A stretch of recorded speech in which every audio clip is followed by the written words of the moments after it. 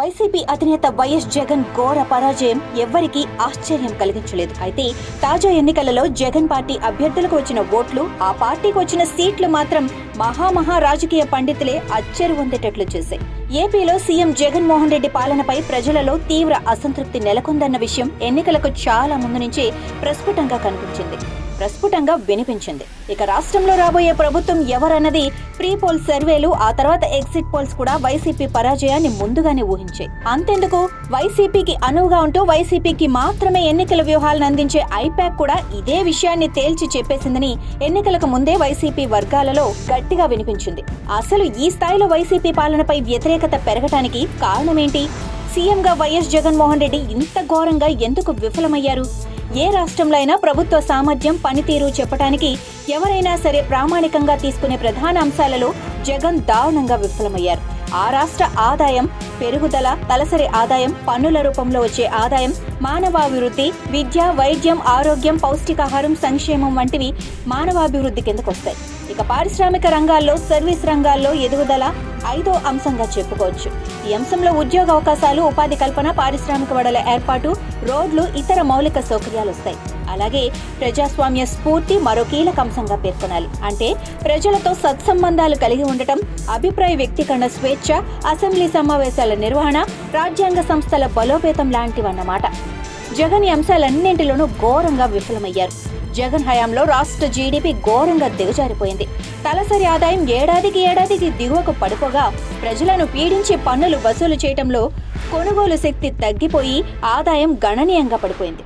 ఇక మానవాభివృద్ధిలో తమ సర్కార్ గొప్పగా చేస్తుందని వైసీపీ పెద్దలు ఘనంగా చెప్పుకున్నా వాస్తవం మాత్రం పూర్తి రివర్స్గా ఉంది. విద్య, వైద్యం, ఆరోగ్యం, పౌష్టికాహారం, సంక్షేమం వంటి వాటిని పూర్తిగా విస్మరించి కేవలం బటన్ నొక్కి డబ్బులు పంచే అనే మానవాభివృద్ధిగా జగన్ భావించారు. విద్య, ఆరోగ్య విషయంలో ప్రకటనలు తప్ప ఆచరణ కనిపించలేదు. ఇక పారిశ్రామిక రంగం, సర్వీస్ రంగాల్లో అభివృద్ధి గురించి ఎంత తక్కువ చెప్పుకుంటే అంత మంచిది. ఉద్యోగ అవకాశాలు, ఉపాధి కల్పన, పారిశ్రామిక వడల ఏర్పాటు, రోడ్లు, రవాణా అంశాలలో జగన్ సర్కార్ సాధించింది శూన్యం. జగన్ హయాంలో ప్రజాస్వామ్య స్ఫూర్తి ఇసుమంతైనా కనిపించలేదు. ప్రభుత్వం ప్రజలతో సత్సంబంధాలను పూర్తిగా తెంచేసుకుంది. అభిప్రాయ వ్యక్తీకరణ స్వేచ్ఛ, అసెంబ్లీ సమావేశాల నిర్వహణ, రాజ్యాంగం ప్రకారం పాలన వంటి వాటికి అర్థమే తెలియదన్నట్లుగా జగన్ పాలన సాగింది. ఏపీలో అసలు రాజ్యాంగం అమలు కావటం లేదంటూ కోర్టులే పలు సందర్భాలలో చీవాట్లు పెట్టాయి. గెలిచే వరకు ప్రజల మధ్యలో ఉన్న జగన్ గెలిచాక ప్రజలకి మొహం చూపించకుండా పరదాలు కప్పు తిరుగుతూ పాలన సాగించారంటేనే జగన్ హయాంలో రాష్ట్రంలో ప్రజాస్వామ్యం అన్న మాటకు అర్థమే లేకుండా పోయిందని ఎవ్వరికైనా ఇట్టే అర్థమవుతుంది. పారిశ్రామిక రంగంలో రాష్ట్రంలో అభివృద్ధి రివర్స్ గేర్లో సాగింది. కొత్త పరిశ్రమలు రావటం సంగతి అటుంచి ఉన్న పరిశ్రమలే రాష్ట్రం వదిలి పారిపోయాయి. పెట్టుబడులు శూన్యం, అభివృద్ధి శూన్యం, ఉద్యోగ ఉపాధి కల్పన శూన్యం, విద్య, వైద్యం, ఆరోగ్యం, సంక్షేమం శూన్యం అన్నట్లుగా రాష్ట్రంలో పాలనా పరిస్థితి తయారైంది. ఇదేమిటని ప్రశ్నిస్తే అక్రమ అరెస్టులు, దాడులు, ప్రతిపక్ష నేతల నుండి మొదలుకొని సామాన్య ప్రజల వరకు అందరినీ జగన్ సర్కార్ వేధించింది, వేపుకుతుంది. జగన్ గొప్పగా చెప్పుకున్న సంక్షేమ పథకాలు కూడా పన్నుల ద్వారా ప్రజల నుండి వేలల్లో వసూలు చేసి అందులో నుంచి వందల్లో తిరిగి ఇవ్వంగానే సాగింది. కళ్ల ముందు కనిపిస్తున్న ఈ వాస్తవాలే జగన్ కు గతంలో ఎవ్వరికి, ఏ ప్రభుత్వానికి దక్కనంత ఘోర పరాజయాన్ని అందించింది.